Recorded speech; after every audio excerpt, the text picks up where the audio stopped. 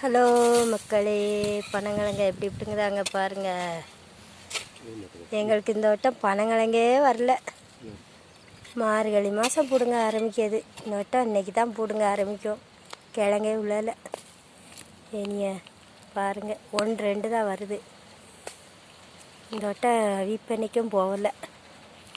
அதுக்குள்ள அளவுக்குள்ள கிழங்கு உள்ளல. ஏதோ 1-2 புழு அடிச்சிருச்சு. கணக்கா புழு அடிச்சிடுது. எப்போவும் மார்கழியில் 10,000 கிழங்குக்கு விற்றுருவோம். இந்த வட்டம் இல்லை, என்ன செய்ய.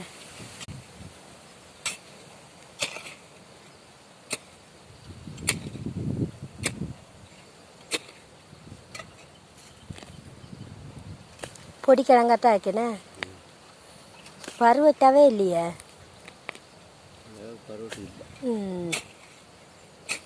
இந்த வட்டம் கோயிலுக்கெல்லாம் போயிட்டு வந்து கிழங்கு பிடுங்குதும். கிழங்கு எவ்வளோ சரியாக உள்ளலையே.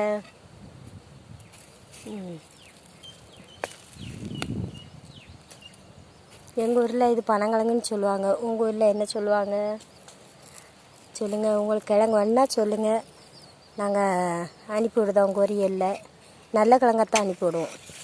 பிடுங்கி ஃப்ரெஷ்ஷாக அனுப்பி விடுவோங்க, சரியா. பாருங்கள் எங்கள் கிழங்கு பார்த்தீங்களா, நல்ல கிழங்காத்தான் இருக்குது. அதனால் உங்களுக்கு தேவை இருந்தால் சொல்லுங்கள், ஃப்ரெஷ்ஷாக பிடுங்கி அனுப்பி விடுதோம்.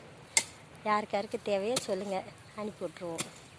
ஆமாம், கிழங்கு நல்லாயிருக்கும், டேஸ்ட்டாகவும் இருக்கும். சுகரு ப்ரெஷர் இருக்கவங்க இதெல்லாம் கிழங்கு சாப்பிடணும். இந்த டயத்தில் சாப்பிட்டா தான் இந்த சுகர் ப்ரெஷர் உங்களுக்கு அதிகமாக ஆகாது, சரியா. எங்கள் வீட்டுக்காரர் பிடிங்கிட்டு இருக்காங்க பாருங்க கிழங்கு. இன்றைக்கி தோட்டத்துக்கு வந்திருக்கோம். சொல்லுங்கள், நல்ல கிழங்கா இதே மாதிரி கிழங்கா பார்த்து நாங்கள் அனுப்பி விடுறோம்.